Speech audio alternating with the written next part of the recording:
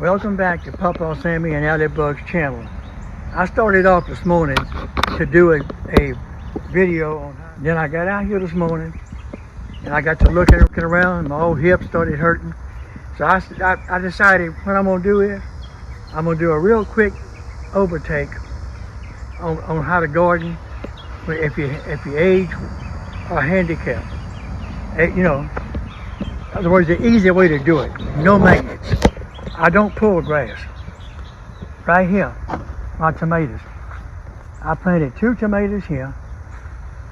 I got another tomato in a bucket over yonder, a barrel. 3 tomatoes. They give me all the tomatoes we want for my wife and I. My little fig tree is 18 months old.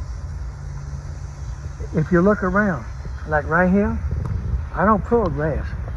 My asparagus is over with. It's dying back. I'll eventually cut it ground level. And what I do is, right here, you see that? That's cardboard, wet cardboard, see there? And on top of it's grass. You don't see me pulling grass. Now, toward the end of the year, you'll get something like this, right here. Your cardboard is rotted into the ground. The grass is grown up through it. That's normal. Alright? When this okra bears out, and you'll notice it's got okra all over it. And my beans are bearing out. I'll come back, take all that out, wet it down, new cardboard, new grass. My blueberry bushes is all packed in grass all the way around them. Now, here's the thing. When I cut this yard, there's my Craftsman. It breaks. This is my workhorse. It's my Craftsman yard rake. Look, it's got these brushes on it. You cut the grass, hook this up, drive around the yard. It throws all the grass up in here. Alright. Also, I carry this in there. Cardboard. Reason being, when I decide, like planting my onions a couple of days ago, I stopped the machine, pull the cardboard out under the grass, wet it down, punch holes in it, planted my onions, put the grass on top of it. I won't touch it again until next year. My last wedding anniversary, 59 wedding anniversary. We was in Arkansas hiking, and I saw them growing. And I pulled up 4 or 5 of them, and I said, well, if they grow, they grow. And I just took them out of that pot over here. The other onions was taking them over because there was only a few of those. But those are real mild flavored, and that's why you see them here. I want to keep those. Okay. Now, could you take the bottom of a store-bought onion like I've been doing, dry it out and plant it in September in Louisiana, or is this the wrong time of year for it? You don't have to dry it out. Stick it in the ground. Well, do we have time to pull it up before the frost? It don't matter. Just keep it with a freezing cold can't get you. The onion's pretty tough. So is garlic. Yeah, no, I'm fixing to get my garlic in the ground. Now, and when I come back and cut all my asparagus down, because it's about bared out, I'll let it go to seed. And the reason it went to seed, birds.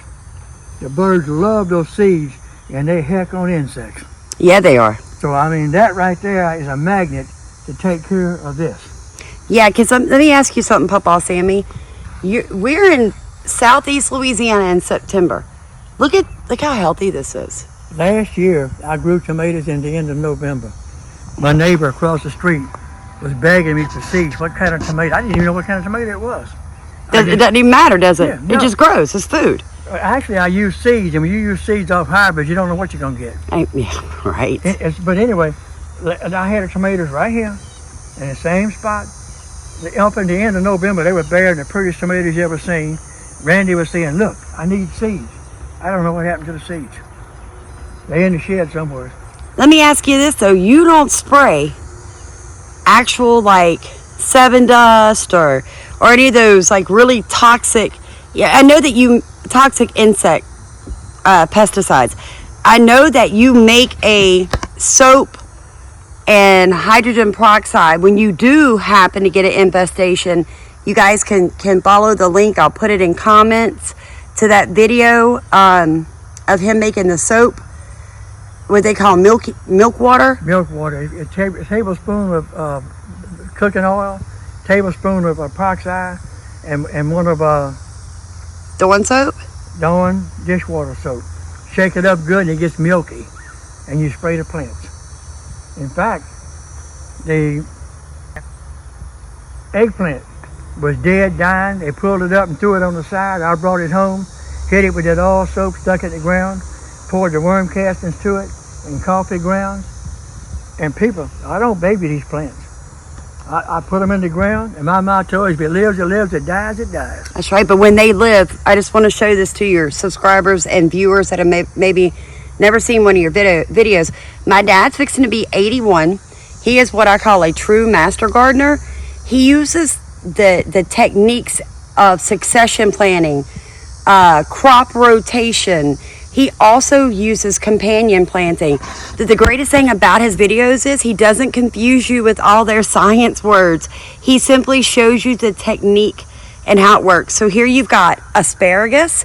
You also have, what is this, morning glory? I have no idea. Just grew up with most of my asparagus. I'm pretty sure that if that's not morning glory, if anybody knows exactly what that is, let me know. But that looks like morning glory to me. He's got tomato plants. He has Basil. a fig tree. He has basil, and he has a wild onion, all growing in the same bed With asparagus. with the asparagus. Notice something. You don't see a whole lot of mold. I mean, yeah, you get your few little holes. But like he said, the birds come in for the seeds off the asparagus while they're here eating. Guess what they do? They tag any worm, any insect, any pest that they see, they pick it up and they eat it. And not only that, guys, look at the pollinators. He has the teeny tiny wasp and bees, the parasitic wasps, the parasitic bees.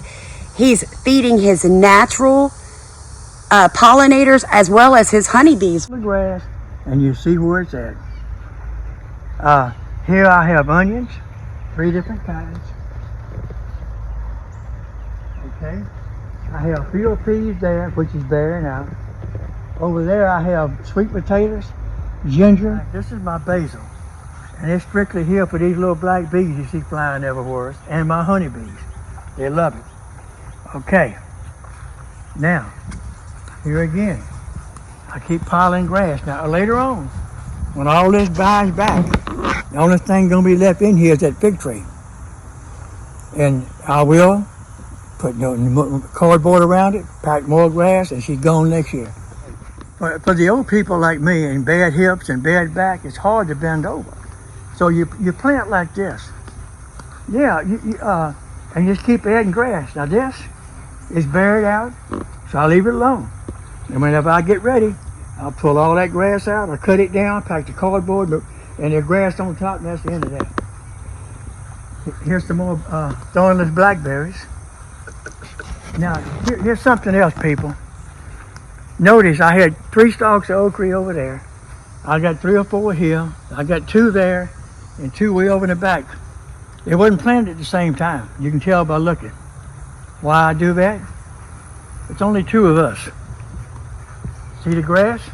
The dead grass clippings? See the grass clippings? Here's another tomato bush. Why do I do that? Hey, we can't eat tomatoes off 10 bushes. They go bad. Can't eat the okra off 15 bushes. It goes bad. So as one bush kind of bears out, the other's coming in. Now So that's called succession planting, Yeah. correct? But no grass pulling. It's easy. You see this? That's eggplant number 7 off this little bush. One little bitty bush. A bush that came off of my property because it was dying. But yeah, my worm front castings and TLC, coffee grounds, what have you, there it is. That's number 7. These here little small ones are starting to bear okra. Look at that beautiful flower. Oh yeah. And here, look, here's a few more peas right here. I don't plant a bunch of stuff like a farm. I plant a little okra there, a little okra here, wherever I feel like messing with it. And the thing is, people, you can garden like this, and after 3 or 4 or 5 weeks, you're not disgusted and grass took over and you quit. There it is. I'm getting vegetables, tomatoes, okra, peas, eggplant. I got all the ginger in the world I can eat. We'll have sweet potatoes for long. And my herbs. Now that's what I wanted to show this morning for people like me that has trouble mobility.